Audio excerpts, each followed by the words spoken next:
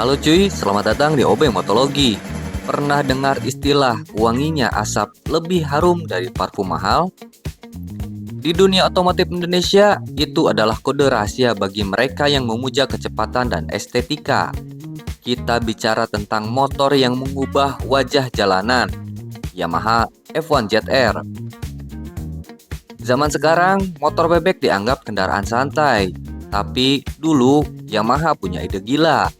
Mereka ingin menciptakan mesin perang dalam wujud motor harian. Insinyur Yamaha tidak sekedar bikin motor irit, mereka bikin sebuah ikon. Hari ini kita bongkar secara motologi. Kenapa F1 ZR adalah sang pionir dan kenapa ia tetap dicintai meski zamannya sudah berlalu. Kita mulai dari jantung mekanisnya. Secara performa, F1 ZR adalah anomali. Mesin 110,4 cc miliknya punya karakter jambakan yang khas. Meski kapasitasnya kecil, ia sanggup memuntahkan tenaga hingga 11,8 daya kuda. Di lampu merah, F1 ZR tidak butuh banyak drama. Begitu gas dipuntir, ia melesat meninggalkan kepulan asap putih dan suara cempreng yang mengintimidasi motor dengan kapasitas mesin yang lebih besar. Ia ringan, lincah, dan agresif. Sebuah definisi murni dari power to weight ratio yang sempurna. Nah, untuk mendukung performa liar itu, barulah kita bicara soal teknologinya. Yamaha menyematkan YPCS, yaitu Yamaha Performa Control System. Secara teknis, ini adalah kecerdasan buatan versi mekanis zaman dahulu. YPCS mengatur debit oli samping secara presisi, mengikuti bukaan gas dan putaran mesin.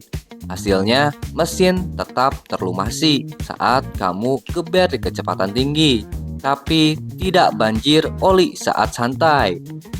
Bukan cuma itu, lihat kipas pendingin di sisi mesin, itu bukan hiasan. Insinyur Yamaha sadar kalau motor ini bakal dipakai kerja rodi di cuaca tropis Indonesia yang macet. Kipas itu adalah nyawa tambahan yang memastikan suhu mesin tetap stabil.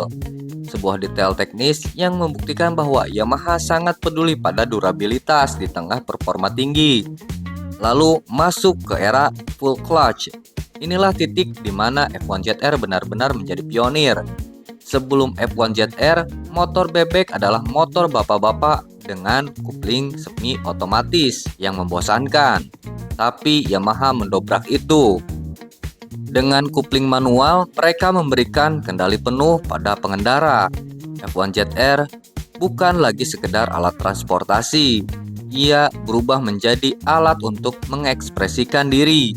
Tapi setiap kejayaan punya masanya. Kenapa dinasti asap ini akhirnya harus berhenti? Masuk ke era transisi. Suzuki punya Satria yang lebih bertenaga dan Honda punya Supra yang efisien. Yamaha mulai terjepit. F1 ZR mulai dianggap sebagai mesin yang rakus, bensin, dan polutif. Strategi marketing mulai bergeser ke mesin 4 tak yang lebih bersih. Namun kegagalan terbesar sebenarnya bukan pada mesinnya, melainkan pada ketidakmampuan zaman untuk mengimbangi idealismenya. F1 ZR berhenti diproduksi bukan karena ia kalah cepat, tapi karena regulasi emisi memaksa sang raja untuk turun tahta. Dari Yamaha F1 ZR, kita belajar sebuah catatan kehidupan, bahwa menjadi yang tercepat bukan berarti harus menjadi yang paling besar. F1 ZR mengajarkan kita bahwa meski kecil, kita bisa menjadi pionir jika berani tampil beda. Dari kepulan asapnya, kita belajar bahwa kehebatan sejati adalah tantangan bagaimana kita meninggalkan jejak yang tak terlupakan, bukan sekedar lewat tanpa makna. F1 ZR adalah pengingat, tetaplah menjadi manusia yang punya karakter kuat, karena yang standar dan biasa saja akan mudah dilupakan oleh waktu. F1 ZR adalah motor yang punya jiwa. Ia adalah bukti kejayaan teknik masa lalu yang menolak untuk mati.